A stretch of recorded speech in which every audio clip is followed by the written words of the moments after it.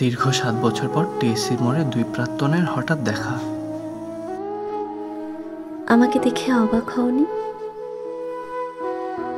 অনুপম স্বাভাবিক ভঙ্গিতে মুচকি হেসে উত্তর দেয়, হয়েছি, তবে তোমাকে দেখে নয়, তোমার লম্বা চুলগুলোকে দেখে। অপর্ণা হয়তো খানিকটা ইতস্তত বোধ করে বলে, আসলে ওর লম্বা চুলই পছন্দ, তাই এখন আর আগের মতো 3 মাস অন্তর অন্তর নতুন নতুন হেয়ার কাট দিই না। আচ্ছা ভালো তো, তারপর বলো কেমন আছো? যেরকম থাকার কথা কখনো কল্পনাও করতে পারিনি সেরকম আছি। অপর্ণা একটু থেমে আবার বলতে শুরু করে, বাবার কথা মতো বিয়েতে রাজি হয়ে যাবার পর মনে মনে ভীষণ ভয় পাচ্ছিলাম। মনে হচ্ছিল আমি সুখী হতে পারবো না, তোমাকে ছাড়া ভালো থাকতে পারবো না। কিন্তু বিয়ের পর আর এক মুহূর্তের জন্য এমন ভয় বা শঙ্কা কাজ করেনি কখনো।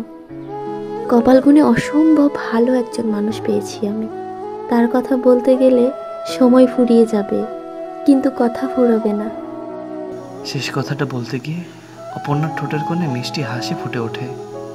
অনুপম স্থির দৃষ্টি নিয়ে সেই হাসির দিকে তাকিয়ে থাকে। কি হলো, এভাবে কি দেখছো? দেখছি তোমার সরলতাকে।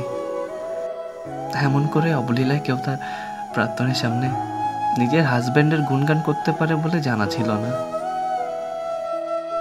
ওমা, এ আবার কেমন কথা? যা সত্যি তা বলবো না? এটা কি কোনো নাটক সিনেমা, যে প্রাক্তনের সামনে দুঃখী দুঃখী চেহারা নিয়ে উদাসী হয়ে নিজেকে উপস্থাপন করতে হবে? তা অবশ্য ঠিক বলেছ। তুমি কেমন আছো? যেমনটা আশা করেছিলাম তেমনই আছি।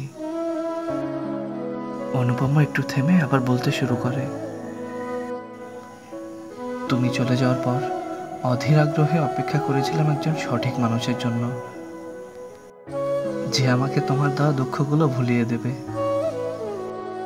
আমার সকল দুর্বলতাকে মেনে নিয়ে শক্ত হাতে আমাকে সামলে নেবে, আর আমাকে তোমার থেকেও অনেক অনেক বেশি ভালোবাসবে। ভাগ্যগুণে পেয়েও গেলাম সেই সঠিক মানুষটাকে। হ্যাঁ, সে খানিকটা দেরি করেই আমার জীবনে এসেছে, কিন্তু তবুও এসেছে তো। অনেকে তো সময়ের আগে চলে এসে আবার সময়ের আগেই চলে যায়।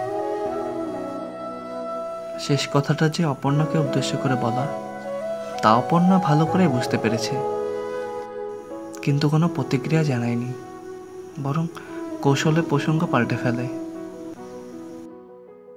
তা এখানে কেন এসেছিলে? কোনো দরকারে নাকি এমনি?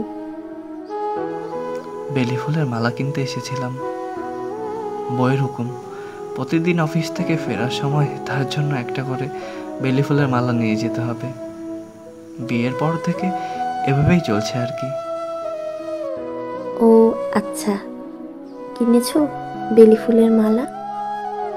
না, যে বাচ্চা মেয়েটা মালা বিক্রি করে আজ ওকে দেখতে পাচ্ছি না, দেখি অন্য কোথাও পাই কিনা। বাই দ্য ওয়ে, তুমি কেন এসেছিলে? মালটা চা খেতে এসেছিলাম। একা একা? আরে না, ভেবেছিলাম এখানে এসে ওকে কল করে বলবো অফিস থেকে ছুটি নিয়ে চলে আসতে। প্রায়ই করি এমন, কিন্তু আজ তো তোমার সাথে কথা বলতে বলতে দেরি হয়ে গেল। হ্যাঁ, আমারও দেরি হয়ে যাচ্ছে। অফিস থেকে তাড়াতাড়ি বের হলাম যেন জলদি বাসায় ফিরতে পারি, তা আর হলো কই, আরও দেরি করলে জ্যামে পড়তে হবে।